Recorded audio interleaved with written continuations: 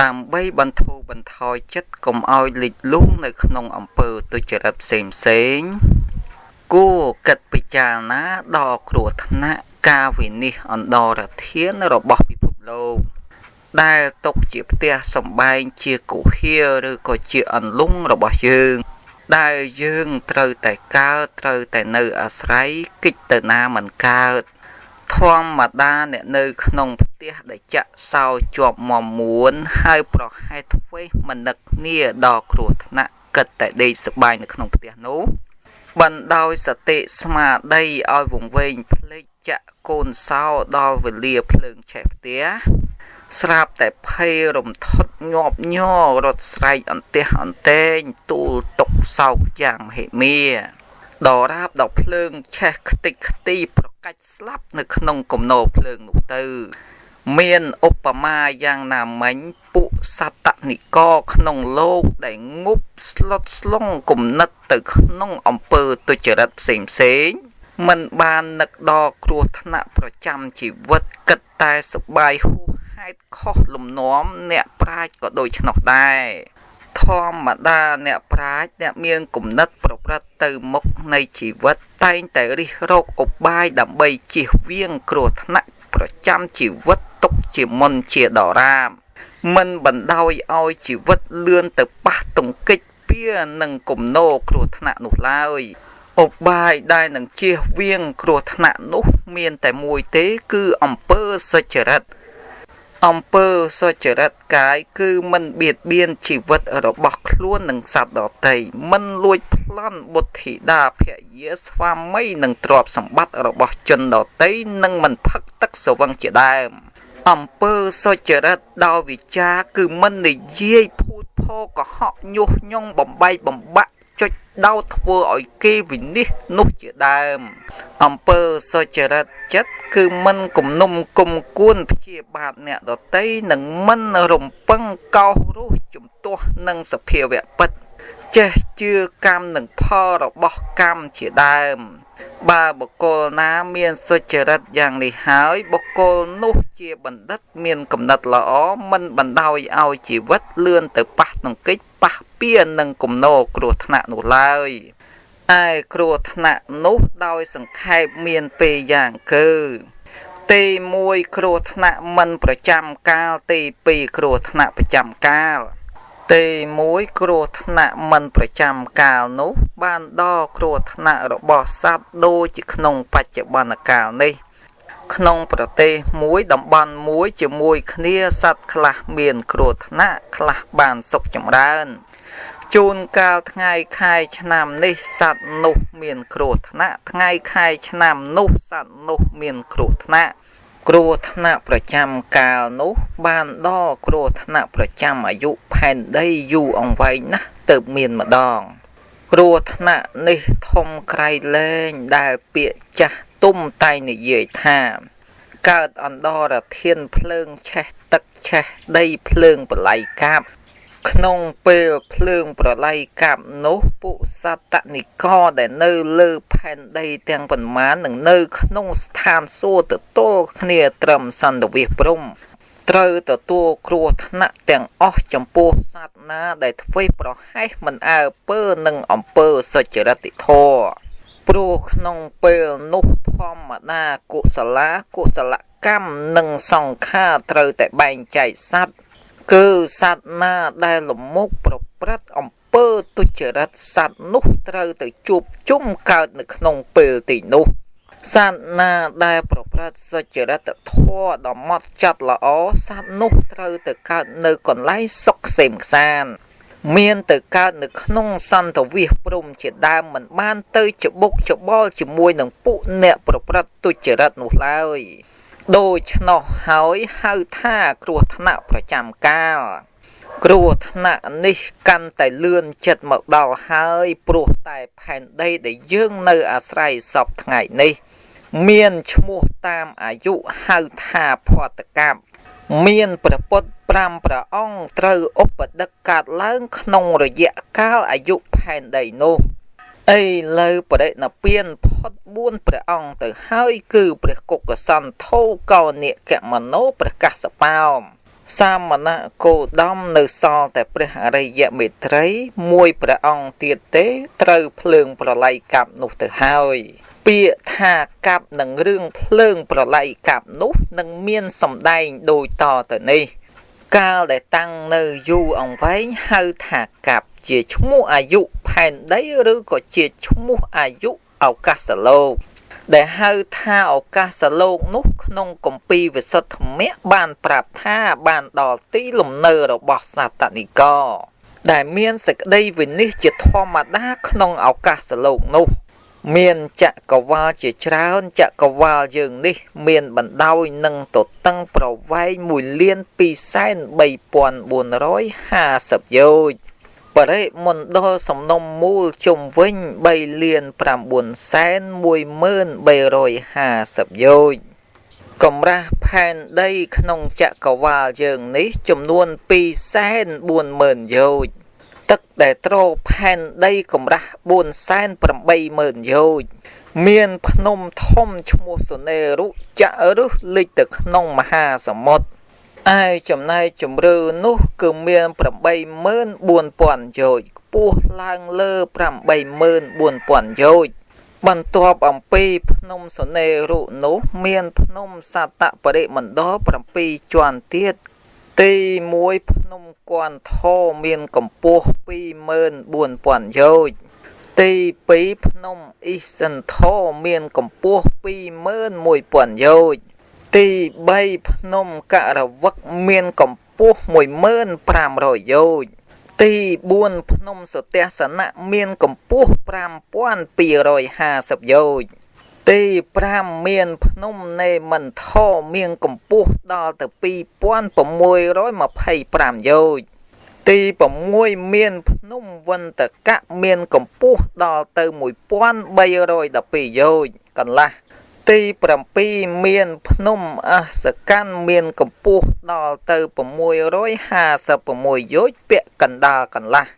ភ្នំទាំង7នេះសុទ្ធតែជាភ្នំទិព្វវិចិត្រដោយរតនៈផ្សេងមានមាសជាដើមមានឫសលិចចុះទៅក្រោមពាក់កណ្ដាលស្មើនឹងកម្ពស់ឡើងលើស្ថិតនៅព័ទ្ធជុំវិញភ្នំសុនេរុចម្ងាយពីភ្នំមួយទៅភ្នំមួយប្រវែងស្មើនឹងកម្ពស់ភ្នំនោះត្រង់ចន្លោះភ្នំទាំង7នោះសុទ្ធតែសមុទ្រទឹកគ្មានសរសៃហៅថាសមុទ្រសីតន្តៈភ្នំទាំង7នេះនៅក្នុងស្ថានចាតមហារាជជាទីលំនៅនៃស្ដេចចតុលោកបាលទាំង4គឺព្រះបាទថេតរតមួយវិរូបខៈមួយវរលហកៈមួយកវេរៈមួយនិងជាទីនៅជាទីទៅមុខនៃទេវតានិងយក្សទាំងឡាយមិនមែនជាវិស័យរបស់មនុស្សលោកនោះទៅដល់ឡើយមើលឃើញគិតមិនបានប្រមាណត្រូវឡើយមានតែព្រះពុទ្ធនិងព្រះអរហន្តទាំងឡាយទើបទៅដល់មើលឃើញដឹងស្គាល់ដោយសពគ្រប់បានភ្នំធំឈ្មោះសុនេរុនោះមានភ្នំ3ទល់ត្រពីក្រោមហៅថាភ្នំត្រៃកូនខាងលើកំពូលភ្នំសុនេរុនោះមានភូមិភាគរបស់សកទេវរាជហៅថាស្ថានតាវតឹងខាងលើតទៅទៀតគឺស្ថានយាមាតោសិតនមាននរតីបរនិមិត្តសវតីស្ថានទាំងនោះជាទីអាស្រ័យនៅរបស់ពពុទេវតាទាំងអស់មិនមែនជាទីនៅអាស្រ័យរបស់មនុស្សយើងនោះឡើយខាងលើតអំពីស្ថានទេវតានោះទៅទៀតជាភូមិភាគរបស់ពុព្រំមានរូបនិងព្រំអត់រូបនោះឯងឯព្រំដែលមានរូបនោះគឺមាន16ស្ថានទី1ព្រំប្រសជាទី2ព្រំប្រហេតាទី3មហាព្រំទី4បរតតាភាទី5អបមាណាភាទី6អផាសារាទី7បរតសុភាទី8អបមានសុភាទី9សុភកិនហកាទី10វេអផលាទី11អសញ្ញីទី12អវិហាទី13អតបាទី14សុតសាទី15សុតសីទី16អកនិតកាព្រំដែលគ្មានរូបនោះក៏មាន4យ៉ាងគឺទី1អាកាសានញ្ចាយតនៈទី2វិញ្ញាណញ្ចាយតនៈទី3អកញ្ញញ្ញាយតនៈទី4នេវសញ្ញានាសញ្ញាយតនៈ สถานเนวสัญญาเนสัญญายตนะนี่เจียสถานขังเลอบำพดระบพบระบอากาศโลกจำง่ายอมปีตีบำพดพบหมกสถานมนุษย์โลกนุเมียนสเพียบชงายคลายเลนจะตีบำพดมันอายกำนัดท้าปนเนปนโยนุบานแล้วในขนมกมปีโลกติปะกะเมียนสำได้เปรียบเทียบท่าเทวดาได้เมียนรัชรานทัดในขนมตีบำพดพบให้ตุ่มเละในดมทมอทมเป็นเตียกมปูเอาเละจหมกสถานนุโลกทะเลหมกยูอ่องไว้นะจำนวนใบชนามปีคายผมใบทั้งไงหนึ่งดอกบัวในตีเติบแต่ดอสถานมนุษย์ดมทมอนุกรอนแต่สักดอยอำนาจในขจรในซอปั้นพลายกรอยสาวแต่ปนอมันตอบอ่องปีนี่นังสำได้เรียบรวบตามกลมปีเวสธรรมะเจดามต่อแต่เตียนเมียนเสกได้ดำนาถาพนมโสเนรุทัดเนกันดาจะกวาลพนมสัตตะปะเดพอนปอดจมวิญพนมโสเนรุไตข้างกลายพนมสัตตะปะเดปอนนุสอดไตตักเตียงอ๋อเมียนถวยบ้วนทัดเนขนงตือเตียงบ้วนชง่ายได้สอยาลอมปีพนมสัตตะปะเดพอนนุตีมวยจมปูทวีปทัดในข้างตะบงพนมโสเนรุเมียนดามปริ้งประจำทวีปมนุษย์ขนงทวีปนุโรคซีจินจำชีวิตโดยกสิกรรมนั่งเป็นนิจกรรมเจดามสตรีเมียนกัวปบุญคายหรือกระดับคายเตอประสดบทธิดาตีปีอตระกรุทวีปทัดในตึกข้างเชิงพนมโสเนรุเมียนดามกับปรักประจำทวีปมนุษย์ขนงทวีปนุมันเราว่ากงว่าโดยกสิกรรมเป็นนิจกรรมเลยจ้องบานเอาไว้จ้องบอระพบจำในหาแบบน้ากรอนแต่ดาวแต่ดอดามกับปรักบานโดยปัฒนาสตรีเมียนกัวปรำปีทั้งไงประสดบทธิดาประสดบานบุมเปลทั้งไงนุเจดาวเจรถเตอร์เฮยตีใบมอโคเยนทวีปทัดในตึกข้างเล็กพนมโสเนรุเมียนดามกุมโปประจำทวีปมนุษย์ขนงทวีปนุมันกงว่าโดยกสิกรรมเป็นนิจกรรมนุเลยปลัวเมียนดวงแก้วเอาสำไรเนื้อสกได้ปรัชนาบานครบยางตีบวนปอบเปะไวเตหาทวีปทัดในตึกข้างกัดพนมโสเนรุเมียนดามเชื่อประจำทวีปมนุษย์ขนงทวีปนุมันปีบะเนยฮอตโดยกสิกรรมเป็นนิจกรรมนุไล่ปลัวเมียนประสานมวยวิจัดอาราชนาโดยแก้วปรำปีประกาให้เมียนกับพวกดอแต่ดอกปรามโยยเอาสำไรสิกได้ตรการะบอกมนุษย์บานครบยางบรรดาทวีปแต่งบุญนุพระปดกรุพระอังบรรดาอุปดักกาล้างในขนงทวีปแต่งใบหนุเตตรองอุปดักกาแต่ขนงจมปูทวีปมวยปนโนปลัวทวีปแต่งใบเจทวีปสำหรับสัตว์เศร้าเนื้อพอระบอบสจรตทอมันเม้นเจทวีปสำหรับสร้างสจรตทอโดยจมปูทวีปเยิงหนูลายขนงจมปูทวีปเมียนพนมให้หมกเปลี่ยนกับปูปรามรอยย้อยบันดอยนั่งตดตั้งประหารใบป่อนโยยให้เมียนกับปูปรามใบเหมือนบุญป่อนกับปูไหลเนาะตุ่มหมดามเชื่อประจำทวีปแต่งบุญคือจมปูปรักดามปริงขนงจมปูทวีปมวยกับปรักดามกับขนงอตระกรุทวีปมวยดามกุมโปขนงอมอโกเยนทวีปมวยเสรีสปรักดามเชรขนงปบเปะวิเตหะทวีปมวยปะริชาตปรักดามรลุปองขนงสถานตาวตังมวยปาดเลยปรักดามชรเนียงรบปุอาโซมวยเสปลีปรักดามรการบปุกรดมวยเชอแต่งอ้อในสดตายจิตดัดในรกเจียดเมียนอายุไว้ตั้งในอ้อมวยกับเมียนตุ่มหมนังกลมปัวเจดามปนเนียแต่งอ้อคือเมียนตุ่มหมจุ่มไว้ดามจำนวนดอกปรามโยบันดอยดามนังบันดอยไม่แต่ใบตือจุ่มไว้ดามสร้างค้างเมียนหาสับโยรมเพียแม่ปีมาค้างเติมมาค้างนังกลมปูไม่แต่ค้างเลิศจำนวนมวยรอยโยตุ่มหมทวิปแต่งบุญอย่างคือจมปูทวิปนังสถานตาวตังสถานอโศสถานอวเจนรุเมียนตุ่มหมมวยเมินโยดุยคเนียอามอโกเยนทวิปนังปบเปเวเตหะทวิปเมียนจำนวนดอลเตปีปอนโย អូតរៈករុទ្វីបមានទំហំដល់ទៅ8,000យោជន៍បណ្ដាទ្វីបទាំង4នេះទ្វីបនីមួយមានទ្វីបតូចនឹង500ជាបរិវារនៅក្នុងចក្រវាឡមួយជុំវិញចក្រវាឡដែលមានភ្នំធំវែងព័ទ្ធជុំវិញក្នុងគម្ពីរសំយុត្តនិកាយត្រង់តិនកថាវៈមានសេចក្តីដំណាលថាសម័យមួយព្រះដ៏មានព្រះភិក្ខទ្រង់គង់នៅទីក្រុងសាវត្ថីមានភិក្ខុមួយរូបចូលទៅគាល់ហើយក្រាបបង្គំទូលថាបបិទ្ធព្រះអង្គដ៏ចម្រើនកាប់មានកាលវែងប៉ុន្មានព្រះដ៏មានព្រះភិក្ខទ្រង់ត្រាស់ថាទីខោខោកបោសោអ្នកសុការោសង្ខាតុងអេតកានិវសានិអេតិវាអេតកានិវសសតានិអេតិវាអេតកានិវសសហសានិអេតិវាអេតកានិវសសតសហសានិអេតិវាមនាលភិក្ខុកាប់មានកាលវែងណាស់កាប់នោះមិនងាយនឹងរាប់ថាប៉ុណ្ណោះឆ្នាំក្តីប៉ុណ្ណោះ100ឆ្នាំក្តីប៉ុណ្ណោះ1000ឆ្នាំក្តីឬថាប៉ុណ្ណោះ100,000ឆ្នាំបានឡើយភិក្ខុនោះទូលសួរទៀតថាបបិទ្ធព្រះអង្គដ៏ចម្រើនចុះព្រះអង្គអាចធ្វើនៅពាក្យឧបមាបានឬទេព្រះដ៏មានព្រះភិក្ខទ្រង់ត្រាស់ថាអាចធ្វើបានទើបទ្រង់សម្ដែងឧបមាថាមនាលភិក្ខុឧបមាដូចជាភ្នំថ្មសុទ្ធដ៏ធំមានបណ្ដោយ1យោជន៍ទៅតឹង1យោជន៍កម្ពស់1យោជន៍មិនបានធ្លុះមិនមានប្រហោងជាភ្នំតាន់កន្លង100ឆ្នាំទៅ100ឆ្នាំទៅមានបុរសយកសម្ពុតកាសិកៈមកបោសភ្នំនោះម្ដងមនាលភិក្ខុភ្នំថ្មសុទ្ធដ៏ធំនោះក៏បីដល់នៅការអស់ទៅរិចទៅដោយសក្តីព្យាយាមនោះឆាប់ជាងឯកាប់មិនទាន់អស់នៅឡើយមនាលភិក្ខុកាប់មានកាលវែងយ៉ាងនេះក្នុងកាលជាខាងក្រោយមកមានភិក្ខុមួយរូបចូលទៅគាល់ហើយក្រាបបង្គំទូលសួរដូចមុនទៀតព្រះដ៏មានព្រះភិក្ខក៏ទ្រង់ត្រាស់ថា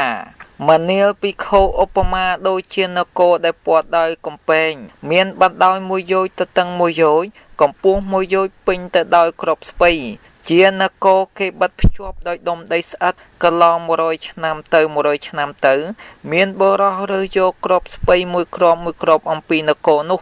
មនាលភិក្ខុគំនោគ្រាប់ស្ពៃនោះក៏បីដល់នៅការអស់ទៅរលីងទៅដោយសក្តីព្យាយាមនោះឆាប់ជាងឯកាប់មិនទាន់អស់នៅឡើយមនាលភិក្ខុកាប់មានកាលវែងយ៉ាងនេះឯងកាប់នេះចែកចេញជាច្រើនយ៉ាងច្រើនទៀតចែកចេញជា2ក៏មានចែកចេញជា3ក៏មានចែកចេញជា4ក៏មានចែកចេញជា6ក៏មានកាប់ចែកចេញជា2គឺទី1សង្វត្តកាប់កាប់វិនិច្ឆ័យទី2វិវត្តកាប់កាប់ចម្រើនកាប់ចែកជា3គឺទី1តេជោសង្វត្តកវិនិច្ឆ័យដោយភ្លើងទី2អបោសង្វត្តកវិនិច្ឆ័យដោយទឹកទី3វិយោសង្វត្តកវិនិច្ឆ័យដោយខ្យល់កាប់ចែកជា4គឺទី1អាយុកាប់ខូបអាយុគឺខូបអសង្ខ័យមនុស្សទី2អន្តរាកាប់កំណត់អាយុខៃចុះខៃឡើងគឺមនុស្សមានអាយុខៃចុះដល់10ឆ្នាំស្លាប់ហើយខៃឡើងវិញដល់អាយុ1អសង្ខ័យការខៃចុះទៅហើយខៃឡើងមកវិញមួយលើកហៅថាអន្តរាកាប់មួយទី3អសង្ខ័យកាប់កំណត់យកអន្តរាកាប់64ដង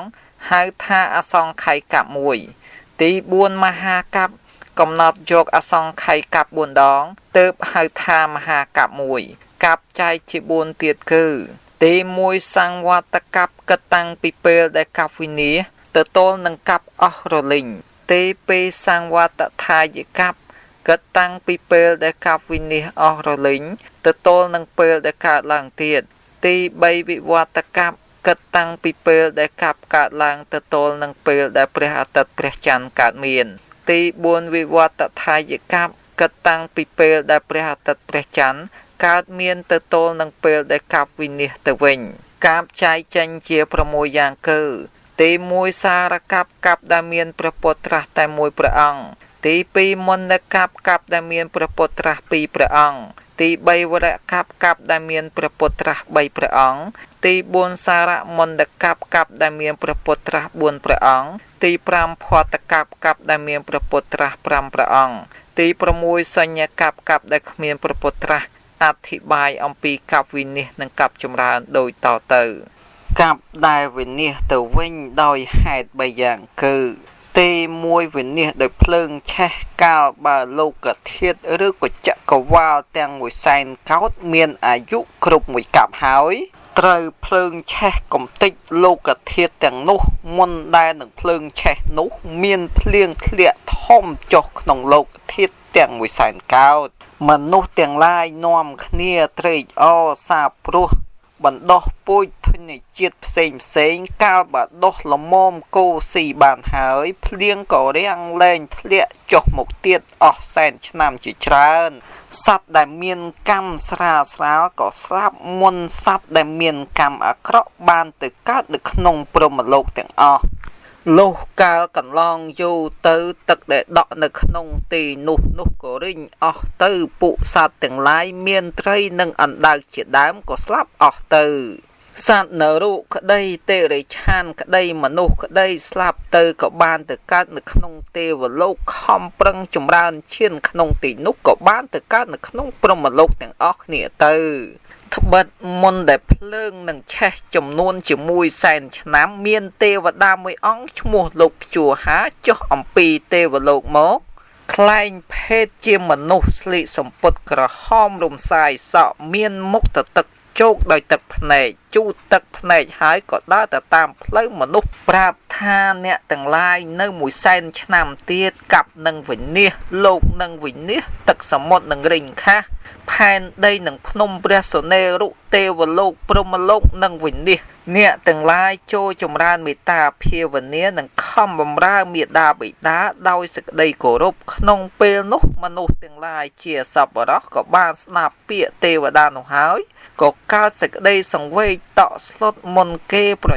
nha thơ bôn tiên bầm ra mì đà bị đá mình miễn sực đây pro mát nụ lai lúc đo slap tê có ban từ các nước nông tê và lộc không prăng chùm ran chiên nơi nông tê và lộc tiết có ban sầm rai chiến có ban từ các nước nông prom lộc từ mình ban từ rong tốc về tận nia đôi chia mình nút à sắp ở đó nút lai nông công pi về sơ thầm mẹ prap thả rộp tăng ông pi cao đầy rèn liền cần long cao mốc chỉ du ông váy miền prea tật pi cả làngประกอบ cao prea tật pi miền ở nông lộc háo dục nâng ngày mìnhประกอบ prea tật mùi rẻ láng mùi cờ lịch tử nông lộc nút cũng đau prea tật chọp chính ních chia riêng rồi pe về lìa nông cao môn ông pi cao là prea tật nhang cặp oi về nè nút xô để dạ tê vào bột tay miền được nông xô để dạ vì miến đo một nông cao là prea tật nhang cặp oi về nè nút xô để dạ vì miến mình miền tê vào bột nổ lai xô để dạ mình đo để cao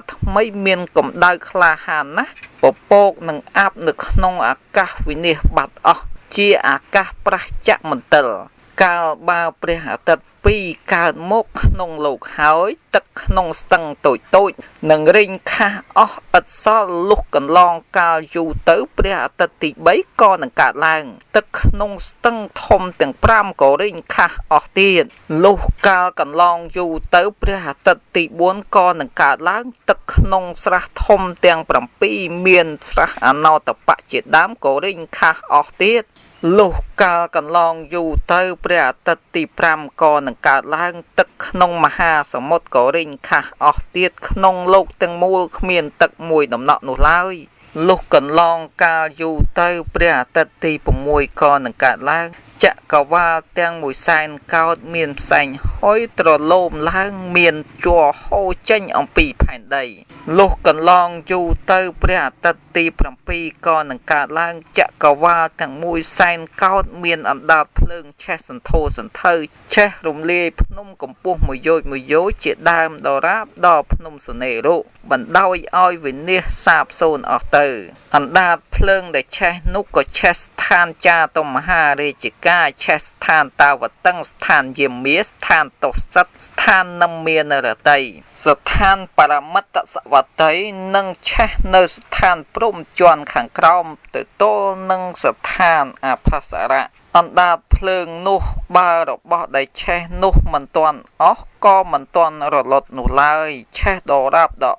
mình oi xe xỏ lai រួចហើយក៏ទៅប្រឡត់ទៅឧបមាដូចជាភ្លើងឆេះប្រេងទីខាងក្រោមជាអាកាសទទេទីខាងលើក៏ជាអាកាសទទេដូចគ្នាទាំងអស់មានងងឹតធំតែមួយ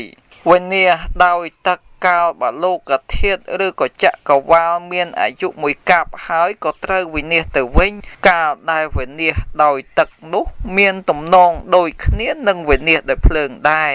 គ្រាន់តែប្លែកគ្នាគឺមហាមេឃបណ្ដាភ្លៀងទឹកធ្លាក់ចុះមកក្នុងចក្រវាលទាំងមួយសែនកោតសម្ភារៈទាំងឡាយមានភ្នំជាដើមកាលបើត្រូវទឹកក្រត់ហើយក៏រលាយរលួយអស់ទៅទឹកក្រត់នោះខ្យល់បក់ទ្រទ្រង់ជុំវិញរលាយនៅសម្ភារៈខាងក្រោមហើយក៏រលាយនៅស្ថានសួគ៌6ជាន់និងស្ថានព្រំជាច្រើនជាន់ទៀតទៅទល់ត្រឹមស្ថានព្រំឈ្មោះសុភកិន្ហៈទឹកក្រត់ក៏រិញខាស់អស់ទៅសម្ភារៈទាំងឡាយមានភ្នំជាដើមដែលរលាយដោយទឹកក្រត់នោះឧបមាដូចជាអំបិលដែលបង់ទៅក្នុងទឹករលាយអស់ឥតមានសេសសល់តិចតួចអ្វីនោះឡើយទីខាងក្រោមជាអាកាសទទេខាងលើក៏ជាអាកាសទទេដូចគ្នាទាំងអស់មានងងឹតធំតែមួយកាបវិនាសដោយខ្យល់កាលបើលោកធាតុ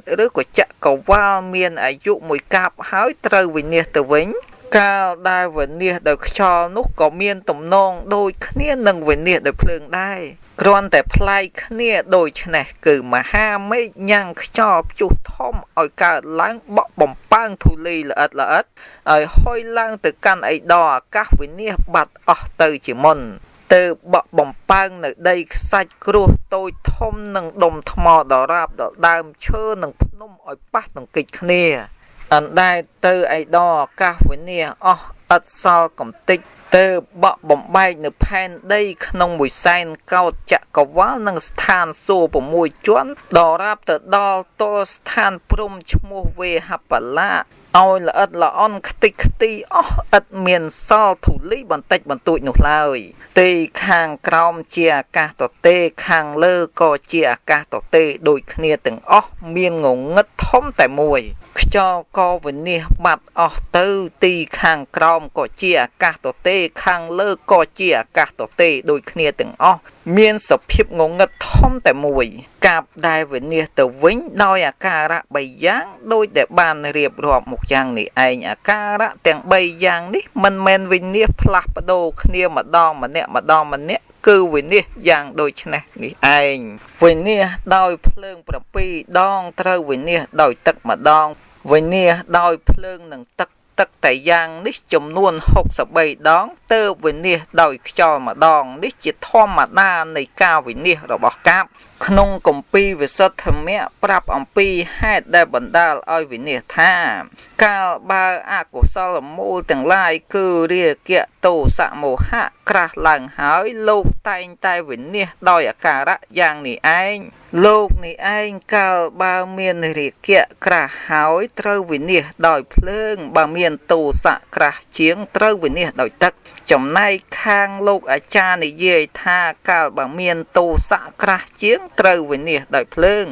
បើមានរាគៈក្រាស់ជាងត្រូវវិនាសដោយទឹកបើមានមោហៈក្រាស់ជាងត្រូវវិនាសដោយខ្យល់ធម្មតាសង្ខារលោកកាលបើកាប់មុនវិនាសអស់ហើយសង្ខារលោកត្រូវសាងលោកជាថ្មីឡើងទៀតការសាងលោកជាថ្មីនោះមុនដំបូងមហាមេឃបង្អុរនៅទឹកភ្លៀងឲ្យធ្លាក់ចុះមកបំពេញចក្រវាលទាំងមួយសែនកោតមុនដំបូងមានដំណក់ភ្លៀងតូចដូចជាទឹកសន្សើមយូរទៅគ្រាប់ភ្លៀងកាន់តែក្រាស់ធំឡើងពិនដើមឈូកពិនឈើឈូកពិនអង្រែពិនដើមថ្នោតដរាបដ៏មានក្របពិនភ្នំខ្យល់ក៏បក់ទឹកនោះឲ្យខាន់ខាប់ទឹកនោះក៏មានសន្តានដូចជាទឹកដក់នៅលើស្លឹកឈូកទើបហួតខាសស្រកចុះទៅវិញជាលំដាប់វារៈដែលភ្លៀងនោះយូរណាស់មិនចេះរាំងម្ដងឡើយចំនួនជាមួយកាប់ទើបរាំងគំនរទឹកខាសទៅទល់នឹងស្ថានព្រំកាលបើខ្យល់ហួតទឹកនោះឲ្យរិញខាសស្រកចុះហើយស្រកដល់កន្លែងដែលជាស្ថានព្រំពីពេលមុននោះ ក៏កើតជាស្ថានព្រំទៅស្រកដល់កន្លែងស្ថានសួគ៌6ជាន់ក៏កើតជាស្ថានសួគ៌នោះទៅស្រកដល់កន្លែងកើតភ្នំកើតទ្វីបកើតកោះកើតសមុទ្រក៏កើតជាភ្នំជាទ្វីបជាកោះជាសមុទ្រនោះទៅសង្ខារលោកតាក់តែងក្នុងពេលមុនមានសភាពបែបណាសង្ខារលោកតាក់តែងក្រោយក៏មានសភាពបែបនោះឥតមានខុសគ្នាឡើយកាលបើទឹកស្រកចុះមកដល់ទីនឹងកើតទ្វីបហើយពពុះទឹកនោះក៏មានរសជាតិផ្អែមកកកើតជាដីដែលកើតឡើងនោះអណ្ដែតលើទឹកដូចជាស្លឹកឈូកអណ្ដែតលើទឹកឬក៏ដូចជាទឹកដោះក្តៅរលាអណ្ដែតលើទឹកផែនដីមានរសនោះមានសម្បុរល្អមានក្លិនក្រអូបមានរសផ្អែមមានសម្បុរដូចជាទឹកដោះថ្លា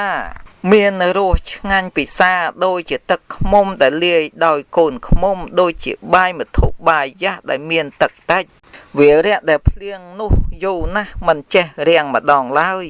ចំនួនជាមួយកាប់ទៅរាំងគំនរទឹកខាសទៅទល់នឹងស្ថានព្រំកាលបើខ្យល់ហួតទឹកនោះឲ្យរិញខាសស្រកចុះហើយស្រកដល់កន្លែងដែលជាស្ថានព្រំពីពេលមុននោះក៏កើតជាស្ថានព្រំទៅស្រកដល់កន្លែងស្ថានសួគ៌6ជាន់ក៏កើតជាស្ថានសួគ៌នោះទៅស្រកដល់កន្លែងកើតភ្នំកើតទ្វីបកើតកោះកើតសមុទ្រក៏កើតជាភ្នំជាទ្វីបជាកោះជាសមុទ្រនោះទៅសង្ខារលោកតាក់តែងក្នុងពេលមុនមានសភាពបែបណាសង្ខារលោកតាក់តែងក្រោយក៏មានសភាពបែបនោះឥតមានខុសគ្នាឡើយកាលបើទឹកស្រកចុះមកដល់ទីនឹងកើតទ្វីបហើយពពុះទឹកនោះក៏មានរសជាតិផ្អែមកកកើតជាដីដែលកើតឡើងនោះអណ្ដែតលើទឹកដូចជាស្លឹកឈូកអណ្ដែតលើទឹកឬក៏ដូចជាទឹកដោះក្តៅរលាអណ្ដែតលើទឹកផែនដីមានរសនោះមានសម្បុរល្អមានក្លិនក្រអូបមានរសផ្អែមមានសម្បុរដូចជាទឹកដោះថ្លាមានរសឆ្ងាញ់ពិសាដូចជាទឹកឃ្មុំដែលលាយដោយកូនឃ្មុំដូចជាបាយមធុបាយយ៉ាស់ដែលមានទឹកតិចការកើតផែនដីនោះទីពោធិបលាំងមានគុំឈុកមួយដើមដុះឡើងជាពពនិមិត្តក្នុងទីពោធិបលាំងនោះបើមានព្រះពុទ្ធមួយអង្គឧបដឹកឡើងក្នុងកាប់នោះឈុកមានផ្កាតែមួយកាប់មានសភាពបែបនេះហៅថាសារកាប់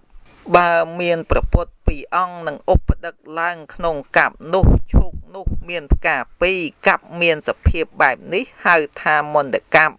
បើមានព្រះពុទ្ធ3អង្គនឹងឧបដឹកឡើងក្នុងកាប់នោះឈុកមានផ្កា3កាប់មានសភាពបែបនេះហៅថាវរកាប់បើមានព្រះពុទ្ធ4អង្គនឹងឧបដឹកឡើងក្នុងកាប់នោះឈុកមានផ្កា4កាប់មានសភាពបែបនេះហៅថាសារមន្តកាប់បើមានព្រះពុទ្ធ5ព្រះអង្គនឹងឧបដឹកឡើងក្នុងកាប់នោះឈុកមានផ្កា5កាប់មានសភាពបែបនេះហៅថាផតកាប់បើមិនមានព្រះពុទ្ធនឹងឧបដឹកឡើងក្នុងកាប់នោះទេគ្មានដើមឈុកដោះជាពពនិមិត្តឡើយកាប់មានសភាពបែបនេះហៅថាសញ្ញកាប់ផ្កាឈុកនោះ1ក្តី2ក្តី3ក្តី4ក្តី5ក្តី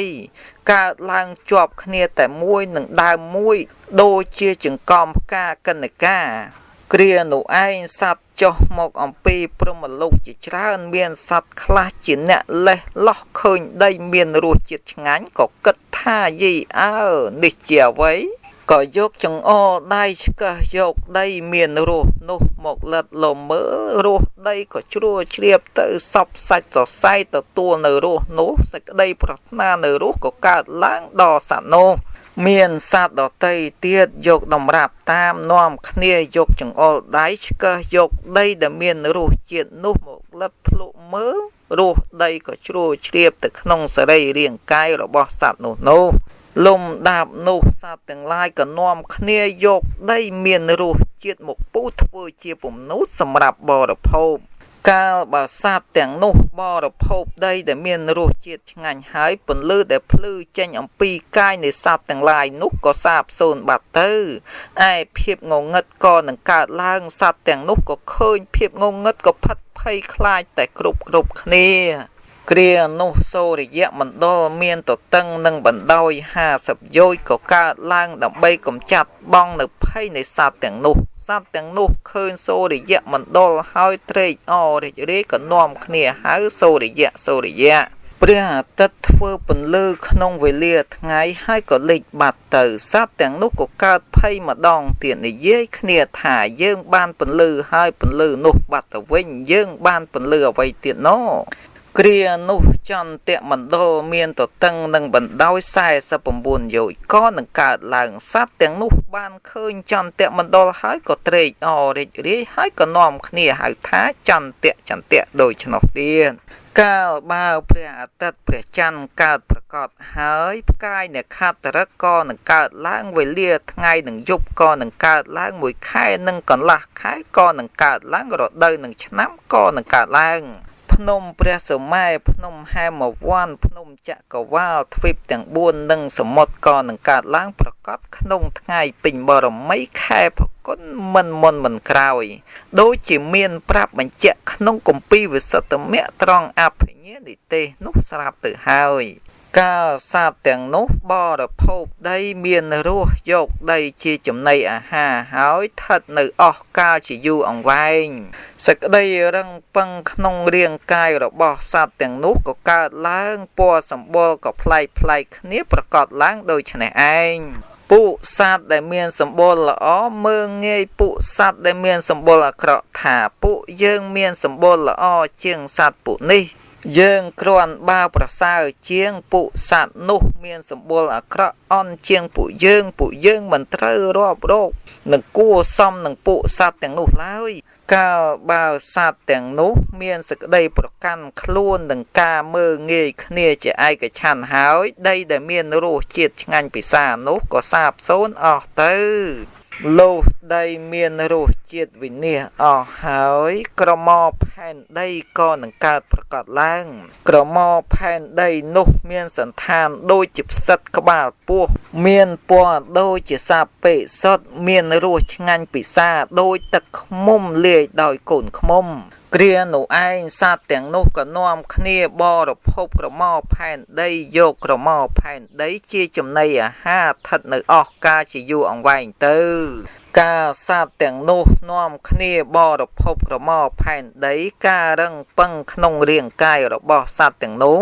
ក៏កើតឡើងដល់ក្រៃលែងលើសប្រមាណហើយពណ៌សម្បុរក៏ប្លែកគ្នាប្រកបឡើងដូចនេះឯងពួកសត្វនោះមានសេចក្តីប្រកាន់ខ្លួនមើលងាយគ្នាដូចជាមុនទៀតក្រម៉ផែនដីក៏សាបសូន្យអស់ទៅវល្លិឈ្មោះបទាលតាមានរសជាតិផ្អែមកើតឡើងវល្លិនោះកើតប្រកបដូចជាវល្លិត្រកួនមានសម្បុរល្អមានក្លិនក្រអូបមានរសជាតិឆ្ងាញ់សត្វទាំងឡាយនោះក៏នាំគ្នាបរិភោគយកវល្លិបទាលតានោះជាចំណីអាហារស្ថិតនៅអស់កាលជាយូរអង្វែងកាលសត្វទាំងនោះបរិភោគវល្លិបទាលតាការរឹងពឹងនៃរាងកាយក៏កើតប្រកបលើសប្រមាណឯពណ៌សម្បុរក៏ប្លែកគ្នាពួកសត្វទាំងនោះមានសេចក្តីប្រកាន់ខ្លួនមើលងាយគ្នាដូចមុនទៀតវល្លិបទាលតាក៏សាបសូន្យអស់ទៅស្រូវសាលីឆ្អិនឯងជាស្រូវគ្មានកន្ទុកគ្មានអង្កាមសស្អាតមានក្លិនក្រអូបមានផ្លែចេញមកជាចង្កោមកើតប្រកបឡើងសត្វទាំងឡាយនាំគ្នាយកស្រូវសាលីត្រង់ទីណាបរិភោគក្នុងពេលព្រឹកដល់វេលាល្ងាចស្រូវនោះដុះឡើងត្រង់ទីនោះនាំគ្នាយកមកបរិភោគទៀតឥតលំបាកដើរទៅរកទីដទៃទៀតនោះឡើយ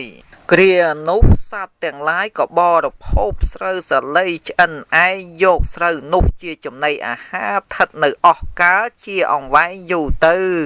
កាលសត្វទាំងនោះនាំគ្នាបរិភោគស្រូវនោះឯងការរឹងពឹងនៃរាងកាយក៏នឹងកើតឡើងលើសប្រមាណទាំងពណ៌សម្បុរក៏ប្លែកគ្នាប្រកបឡើងមុខដំបៅទាំងឡាយ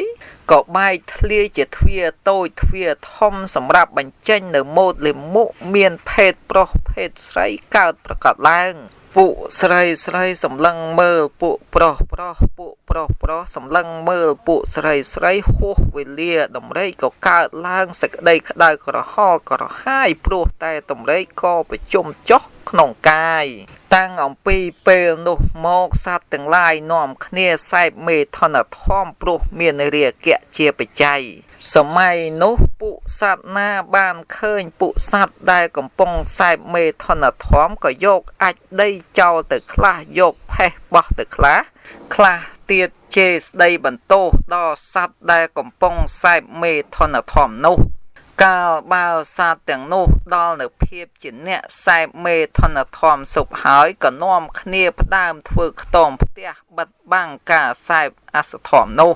ផ្ទះខ្ទមកើតមានក្នុងលោកទាំងពីរពេលនោះឯងក្នុងកាលជាខាងក្រោយមកមានសត្វពួកខ្លះជាអ្នកខ្ជិលច្រអូសបានគិតយ៉ាងនេះថាយីអាត្មាអញទៅយកស្រូវក្នុងវេលាព្រឹកបរិភោគបានតែក្នុងពេលវេលាព្រឹកទៅយកក្នុងពេលវេលាល្ងាចបរិភោគបានតែក្នុងពេលវេលាល្ងាចហើយពេញជាលំបាកអីម្លេះណាហើយចុះអញគួរតែទៅយកស្រូវសាលីក្នុងពេលវេលាព្រឹកហើយទុកបរិភោគក្នុងវេលាល្ងាចផងទៅស្រួលវេលានោះឯងមានសត្វមួយរូបចូលទៅរកសត្វនោះហើយនិយាយបបួលថាណែសត្វដ៏ចម្រើនអ្នកចូលមកយើងនឹងទៅយកស្រូវសាលីមកធ្វើជាអាហារសត្វនោះឆ្លើយថាណាហើយគុំយើងបានយកមកបរិភោគគ្រប់គ្រាន់ហើយសត្វដែលទៅបបួលនោះឮដូច្នោះគិតឃើញថាស្រួលក៏យកតម្រាប់តាមទៅយកស្រូវមកទុកបរិភោគបានចំនួនជា2ថ្ងៃក៏មាន3ថ្ងៃក៏មាន4ថ្ងៃក៏មានច្រើនថ្ងៃជាងនេះក៏មានដែរលោកសត្វទាំងនោះនាំគ្នាផ្ដើមបរិភោគស្រូវសាលីដែលខ្លួនបានយកមកទុកដូច្នោះហើយកន្ទុកក៏រុំពាត់អង្គអង្កាមក៏រុំពាត់អង្គក៏នឹងកើតឡើងសូម្បីកន្លែងដែលយកស្រូវនោះក៏លែងមានស្រូវដុះទៀតដែរគ្រានោះឯងសត្វទាំងឡាយបានប្រជុំគ្នាហើយនិយាយត្អូញត្អែថាមនាលគ្នាយើងទាំងឡាយធម៌លិមុខអាក្រក់កើតឡើងដល់យើងហើយធម៌លិមុខអាក្រក់កើតឡើងប្រកបដល់សត្វហើយកាលពីដើមពួកយើងជាអ្នកកើតដោយឈានចិត្តមានបៃតេជាអាហារមានពន្លឺភ្លឺចេញអំពីកាយត្រាច់ចោលទៅតាមអាកាសបានដោយបំណងឥឡូវសូម្បីតែស្រូវសាលីក៏គ្មានដែរកន្ទុកមានអង្កាមទីដែលច្រូតហើយលែងដុះឡើងវិញ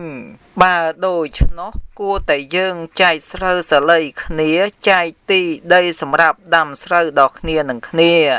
លំដាប់នោះឯងពួកសត្វទាំងឡាយក៏នាំគ្នាចែកស្រូវសាលីបោះព្រំខណ្ឌដោយរៀងខ្លួននោះទៅ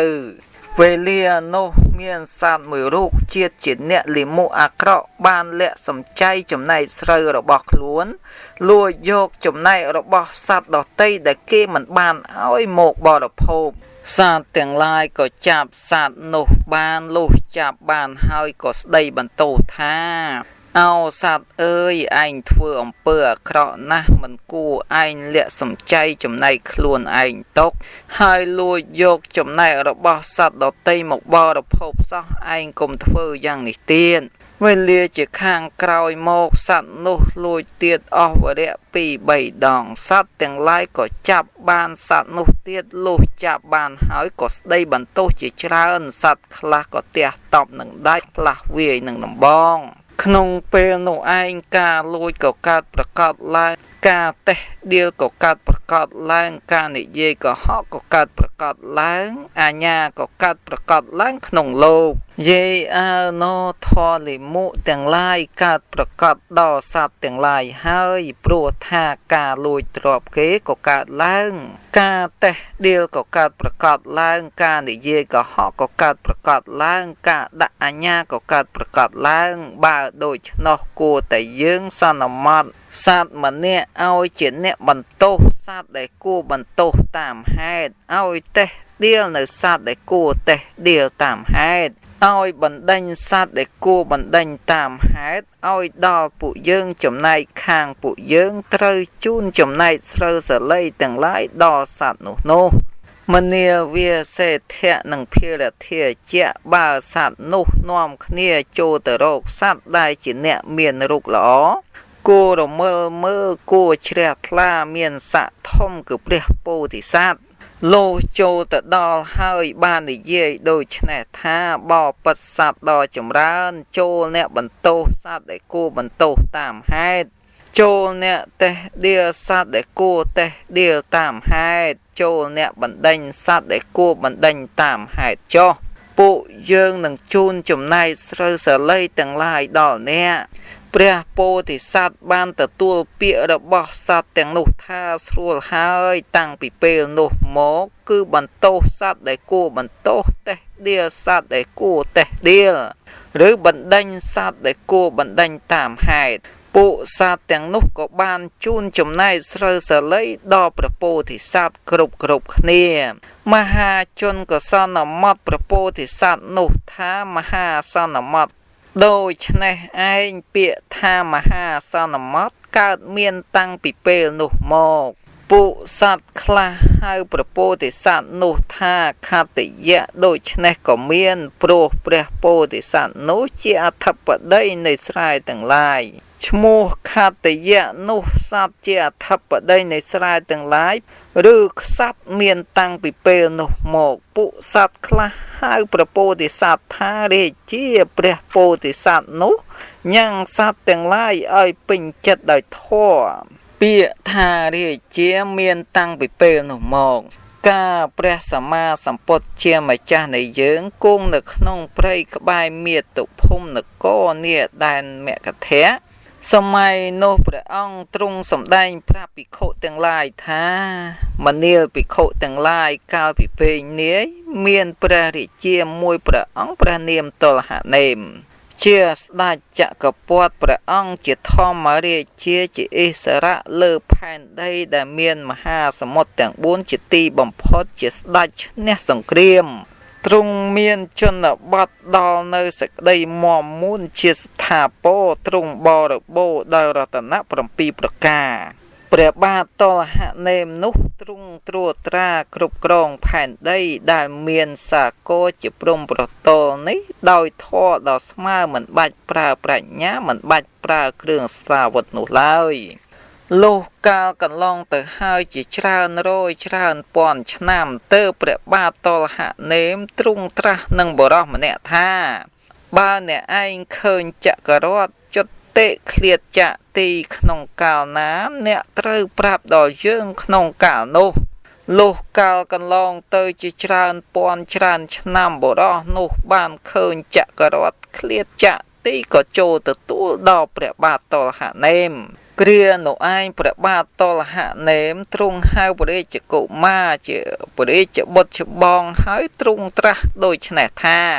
មនាលកុមារមាសឪពុកលើថាចក្ររតទិបរបស់យើងចុតិឃ្លាតចទីហើយសេចក្តីនេះឪពុកធ្លាប់លើថាបើចក្ររតទិបរបស់ស្ដេចចក្រពត្តិអង្គណាចុតិចទីហើយតអំពីនោះមកស្ដេចអង្គនោះមិនរស់នៅបានយូរឡើយឯកាមរបស់មនុស្សឪពុកបានបរិភោគឆ្អែតស្កប់ស្កល់ហើយសម័យនោះឯងជាសម័យដែលឪពុកគួរតែស្វែងរកកម្មជាទឹកវិញមនាលកុមារមាសឪពុកចូលអ្នកគ្រប់គ្រងផែនដីដែលមានសមុទ្រជាព្រំប្រទល់នេះចុះឯឪពុកនឹងកោសក់កោពុកចង្ការស្លៀកដណ្ដប់សម្ពុតការសាវកចេញចាក់ផ្ទះចូលទៅកាន់ភ្នោះលំដាប់នោះឯងព្រះបាទតុលហនេមទ្រង់លួងលោមព្រះរាជបុត្រច្បងហើយឲ្យត្រេកអរក្នុងរាជសម្បត្តិដោយប្រពៃដូច្នោះហើយក៏ទ្រង់ចេញចាក់រាជគាលដ្ឋានចូលទៅបួសជាឥសីកាលបើព្រះរាជាឥសីទៅនឹងទ្រង់ព្រះភ្នោះបាន7ថ្ងៃចក្ររតក៏បាត់ទៅលំដាប់នោះមានបុរសម្នាក់ចូលទៅគប់ព្រះរាជបុត្រដែលទៅនឹងបានពុទ្ធាពិស័យជាក្សត្រថ្មីនោះបានក្រាបទូលថាបបិទ្ធព្រះសមិទ្ធិទេពសូមទ្រង់ជ្រាបត្បិតចក្ររតទៅបាត់ទៅហើយព្រះជាទ្រង់ព្រះសណ្ដាប់ហើយទ្រង់ទុយព្រះឆាតីយ៉ាងខ្លាំងសោយនៅសេចក្តីមិនសប្បាយចិត្តសោះទើបស្ដេចចូលទៅគប់ព្រះរាជឥសីជាបិតាក្រាបទូលថាបបិទ្ធព្រះសមិទ្ធិទេពសូមទ្រង់ជ្រាបត្បិតចក្ររតទៅបាត់ទៅហើយ ព្រះរាជឥសីទ្រង់ត្រាស់នឹងព្រះរាជបុត្រថាមនាលបុត្របើចក្ររតបាត់ទៅហើយអ្នកគុំតូចចិត្តគុំអន់ចិត្តឡើយអ្នកចូលប្រព្រឹត្តប្រណិប័តនៅវត្តរបស់ស្ដេចដ៏ប្រសើរចុះបើអ្នកបានប្រព្រឹត្តល្អមកចាត់ហើយចក្ររតទឹកមានកម្ម1000បរិបូរដោយអាការៈសពគ្រប់ក៏នឹងកើតប្រកបដល់បុត្រហើយរក្សានៅឧបោសថសិលស្ថិតនៅលើប្រាសាទក្នុងថ្ងៃ15ជាថ្ងៃឧបោសថនោះឯងក្សត្រជាព្រះរាជបុត្រក៏ទូលសួរនៅវត្តប្រណិប័តរបស់ស្ដេចព្រះរាជឥសីជាបិតាក៏ប្រាប់ថាមនាលបុត្របើដូច្នោះអ្នកចូលអាស្រ័យនៅធម៌តែម្យ៉ាងហើយធ្វើសក្ការៈចំពោះធម៌គោរពធម៌រាប់អានធម៌បូជាធម៌កោតក្រែងធម៌យកធម៌ជាទង់ជ័យយកធម៌ជាស្ពានយកធម៌ជាអធិបតីចាត់ចែងនៅការរក្សាទុកតប្រកបដោយធម៌ចំពោះជនខាងក្នុងគឺបុត្រភយាចំពោះពួកពលពួកក្សត្រពួកជនចុះចូលពួកព្រាហ្មណ៍កហបតីពួកអ្នកនិគមពួកអ្នកជនបទពួកសាមណៈព្រាហ្មណ៍និងពួកមរឹកបក្សីមនាលបុត្រគុំធ្វើអកុសលធម៌ក្នុងដែនរបស់អ្នកឡើយបើជនណាក្នុងដែនរបស់អ្នកមិនមានទ្រព្យសម្បត្តិអ្នកគប្បីផ្ដល់ទ្រព្យដល់ជននោះផងបើសាមណៈព្រាហ្មណ៍ណាមួយក្នុងដែនរបស់អ្នកជាអ្នកមិនប្រមាទតាំងនៅក្នុងខន្តីនិងសោរចៈអ្នកគប្បីចូលទៅរកសាមណៈព្រាហ្មណ៍នោះសពកាលហើយសាកសួរអំពើដែលប្រកបដោយទោសនិងមិនប្រកបដោយទោសអំពើជាកុសលនិងអកុសលបើអ្នកបានស្ដាប់ពាក្យរបស់សាមណៈព្រាហ្មណ៍នោះហើយអ្នកក៏បីវានៅអំពើជាអកុសលហើយសមាទាននៅអំពើជាកុសលមនាលបុត្រនេះឯងហើយជាវត្តដ៏ប្រសើររបស់ស្ដេចចក្រក្សត្រជាព្រះរាជបុត្របានស្ដាប់ឱវាទរបស់រាជឥសីជាបិតាហើយក៏ខំប្រឹងប្រណិប័តនៅវត្តរបស់ស្ដេចនោះហើយក៏បានសមាទាននៅឧបោសថសិលទ្រង់ស្ថិតក្នុងជាន់ប្រាសាទខាងលើនាថ្ងៃ15ដែលជាថ្ងៃឧបោសថសិលពេលនោះចក្ររតទើបមានកម្ម1000ក៏កើតឡើងទ្រង់ក៏ឃើញហើយមានសេចក្តីត្រេះរិះថាចក្ររតទើបកើតឡើងដល់ស្ដេចអង្គណាស្ដេចអង្គនោះជាស្ដេចចក្រអោណោអាត្មាអញជាស្ដេចចក្រហើយតើគ្រានោះព្រះរាជាទ្រង់ក្រោកចាកអាសនៈធ្វើសម្ពុតឧត្តរាសង្កៈឈៀងស្មាម្ខាងព្រះហស្ថឆ្វេងកាន់កន្ទីមាសព្រះហស្ថស្ដាំប្រក់ព្រំនៅចក្ររតហើយអធិដ្ឋានសូមឲ្យចក្ររតដ៏ចម្រើនប្រព្រឹត្តទៅសូមឲ្យចក្ររតដ៏ចម្រើនមានជ័យជំនះចោះគ្រានោះចក្ររតក៏អណ្ដែតសរសែតទៅកាន់ទិសខាងកើតឯស្ដេចចក្រពត្តិក៏អណ្ដែតទៅតាមចក្ររតនោះព្រមដោយចតុរាំងសេនានោះឯងបើចក្ររតទៅប្រតិស្ថាននៅប្រទេសណាស្ដេចក៏ចូលទៅតាំងព្រះរាជនិវេសក្នុងប្រទេសនោះឯងឯស្ដេចជាសឹកសត្រូវទាំងឡាយដែលស្ថិតនៅក្នុងទិសខាងកើតក៏ចូលទៅគោព្រះបាទចក្រពត្តិហើយក៏ក្រាបបង្គំទូលថាបបិទ្ធព្រះមហារាជទឹកដីរបស់ខ្ញុំព្រះអង្គជាទឹកដីរបស់ព្រះអង្គហើយសូមព្រះអង្គព្រានប្រដៅចុះព្រះបាទចក្រពត្តិមានព្រះបន្ទូលថាអ្នកទាំងឡាយមិនត្រូវសម្លាប់សត្វមិនត្រូវលួចទ្រព្យគេមិនត្រូវផឹកទឹកស្រវឹងនោះឡើយចូលបរិភោគតែរបស់ដែលគួរបរិភោគចុះលំដាប់នោះចក្ររតក៏អណ្ដែតឆ្លងសមុទ្រទៅកាន់ទិសដទៃទៀតដរាបដល់គ្រប់ទិសទាំង4ព្រះបាទចក្រពត្តិក៏អណ្ដែតទៅតាមមានទំនងដូចមុនទាំងអស់ទ្រង់បង្ក្រាបសត្រូវលើផែនដីដែលមានសមុទ្រជាព្រំប្រទល់ឲ្យស្ថិតនៅក្នុងសើ5អស់ហើយទ្រង់ក៏ត្រឡប់ទៅកាន់រាជធានីវិញចក្ររតក៏អណ្ដែតទៅស្ថិតនៅក្នុងរវាងនៃសាលាវិនិច្ឆ័យទៀបទ្វារព្រះបរមរាជវាំងស្ថិតនឹងថ្កល់ហាក់ដូចជាបាក់ផ្លូវបំភ្លឺព្រះបរមរាជវាំងឲ្យភ្លឺប្រងព្រាតឡើងស្ដេចចក្រពត្តិអង្គនេះដល់ចាស់ព្រះអង្គក៏ទៅបានប្រគល់រាជសម្បត្តិដល់ព្រះរាជបុត្រច្បងតាមដំណើរប្រវេណីរបស់ព្រះរាជបិតា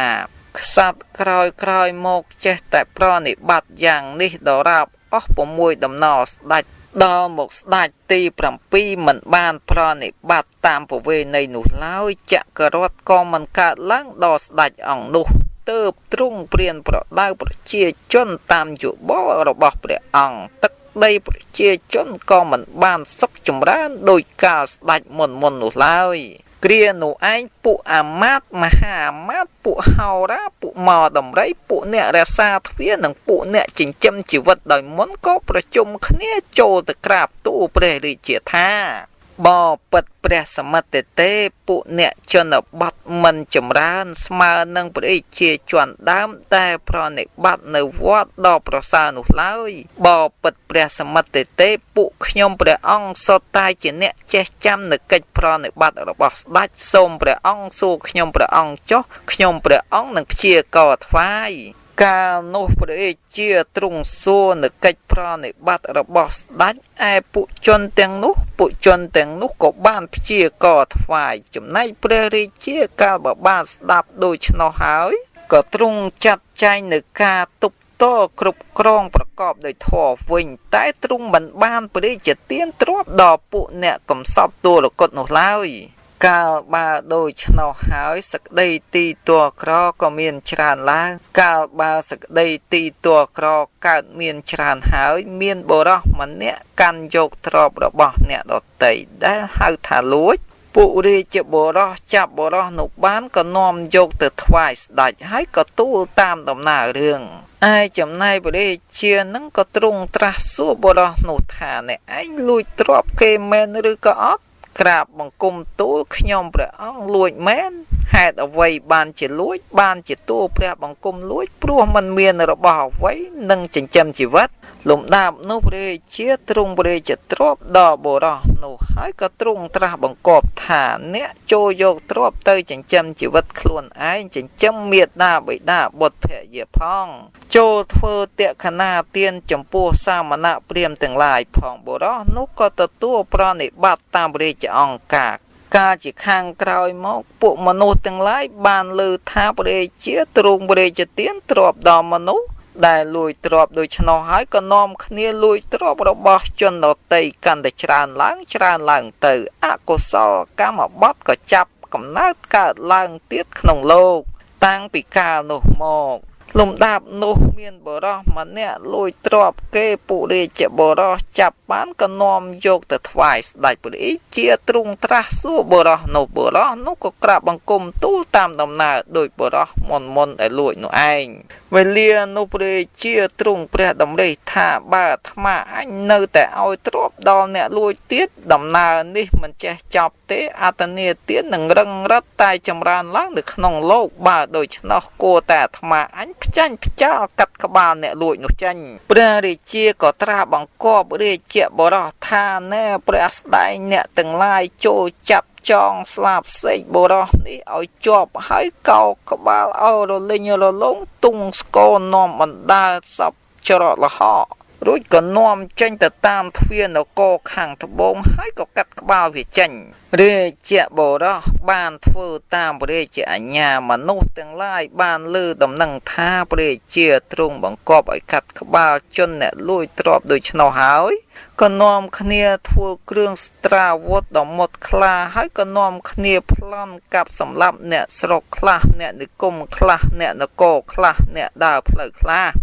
អូយកទ្រព្យសម្បត្តិរបស់ជនទាំងនោះហើយក៏កាប់សម្លាប់ទៀតផងបាណាតិបាតក៏កើតឡើងនៅក្នុងលោកនាវេលានោះឯងកាលបើព្រះជាមិនព្រះជាទានទ្រព្យដល់ជនអ្នកគ្មានទ្រព្យហើយអត្តនាទានក៏មានច្រើនឡើងបាណាតិបាតក៏កើតឡើងច្រើនទៀតតមកទៀតមានបុរសម្នាក់លួចទ្រព្យជនដទៃរាជបុរសចាប់បានយកមកថ្វាយព្រះជាក៏ត្រាស់សួរបុរសនោះឯចំណែកបុរសនោះមិនហ៊ានឆ្លើយតាមពិតខ្លាចក្រែងព្រះជាកាត់ក្បាលទៀតក៏ឆ្លើយក៏ហក់ថាមិនបានលួចទេពាក្យមុសាវាទក៏កើតមានឡើងកាលបើមុសាវាទកើតឡើងហើយពរ4ប្រការគឺអាយុវណ្ណៈសុខៈពលៈរបស់សត្វក៏ថយចុះមក មនុស្សដែលមានអាយុ100,000 ឆ្នាំថយនៅត្រឹម80000 ឆ្នាំលុះកន្លងកាលយូរទៅក៏ចុះទៅនៅត្រឹមតែ40000 ឆ្នាំកូនអ្នកមានអាយុ40000 ឆ្នាំនោះថយចុះនៅត្រឹមតែ20000 ឆ្នាំពួកមនុស្សដែលមានអាយុ20000 ឆ្នាំនោះមានបរោះម្នាក់លួចទ្រព្យគេមានបរោះម្នាក់ទៀតស្អប់បរោះនោះទៅទូលញុះញង់ព្រះរាជាឲ្យចាប់បរោះដែលលួចនោះបេសនាវាចាក៏កើតមានឡើងកូនរបស់ពួកមនុស្សដែលមានអាយុ20000 ឆ្នាំនោះក៏ថយចុះនៅត្រឹមតែ10000 ឆ្នាំពួកមនុស្សអ្នកមានអាយុ10000 ឆ្នាំនោះខ្លះមានពណ៌សម្បុរល្អខ្លះអាក្រក់ពួកអ្នកមានពណ៌សម្បុរអាក្រក់ស្រឡាញ់ពួកអ្នកដែលមានពណ៌សម្បុរល្អក៏ប្រព្រឹត្តធ្វើមិច្ឆាចារៈក្នុងបុត្រភយារបស់អ្នកដទៃកាមេសុមិច្ឆាចារៈក៏នឹងកើតមានឡើងកូនរបស់ជនអ្នកមានអាយុ10000 ឆ្នាំនោះក៏ថយចុះនៅត្រឹមតែអាយុ5000 ឆ្នាំវិញក្នុងពេលដែលពួកមនុស្សមានអាយុ5 ឆ្នាំនោះធម៌2ប្រការក៏នឹងកើតឡើងភិរុសវាចាមួយនិងសម្ភបលាបៈក៏នឹងកើតមានឡើងកូនរបស់ជនអ្នកមានអាយុ5000 ឆ្នាំនោះក៏ថយចុះនៅត្រឹមតែអាយុ2500 ឆ្នាំធម៌ពីរយ៉ាងទៀតគឺអបជានិងព្យាបាទក៏នឹងកើតមានឡើងក្នុងពពួកមនុស្សចំនួននោះកូនរបស់ពួកអ្នកមានអាយុ2500 ឆ្នាំនោះក៏ថយចុះនៅត្រឹមតែអាយុ1000 ឆ្នាំវិញពួកធម៌មួយទៀតគឺមិច្ឆាទិដ្ឋិក៏នឹងកើតមានឡើងក្នុងពពួកមនុស្សចំនួននោះសេចក្តីបញ្ជាក់ថាអកុសលកម្មបទទាំង10ដែលកើតឡើងនៅក្នុងលោកនោះមិនមែនកើតឡើងរៀងគ្នាដោយផ្នែកខាងកុសលកម្មបទទេ